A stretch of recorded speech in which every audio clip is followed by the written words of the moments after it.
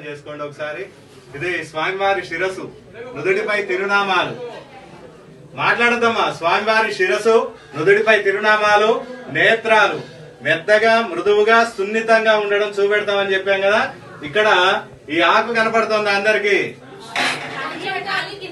ఇదిగోండి పుష్పం కనపడుతుందా? కనపడుతుందా? ఇదిగోండి మళ్ళీ ఒకసారి ఇక్కడ పుష్పం చూడండి, కనపడుతుందా? ఒకసారి అందరూ కూడా చూడండి. మెత్తగా మృదువుగా సున్నితంగా ఉంటారు స్వామివారు. ఇదిగోండి ఇలా నఖశిఖ పర్యంతం కూడా కనబడిందా అమ్మా? ఇదిగోండి మానవ దేహం ఎలా ఉంటుందో ఆ స్వామివారి శరీరం కూడా మెత్తగా మృదువుగా సున్నితంగా ఉండడం ఇక్కడ స్వామివారి యొక్క విశేషం. అలాగే స్వామికి నాభిలో గుణపంపుడు తగిన ప్రదేశం. పంతులు గారు ఇందాక చెప్పారా? ఏం చెప్పారు? గుణపం తగిలిందని చెప్పారుగా. ఆ దెబ్బ తగిలిన ప్రదేశం ఇది. ఇక్కడి నుంచి తేమ వస్తూ ఉంటుంది.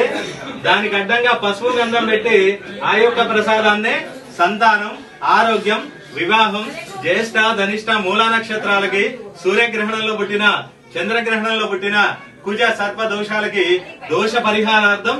ఇదిగోండి ఇది కనబడిందా అమ్మ అందరికి? ఇక్కడి నుంచి తేమ వస్తూ ఉంటుంది.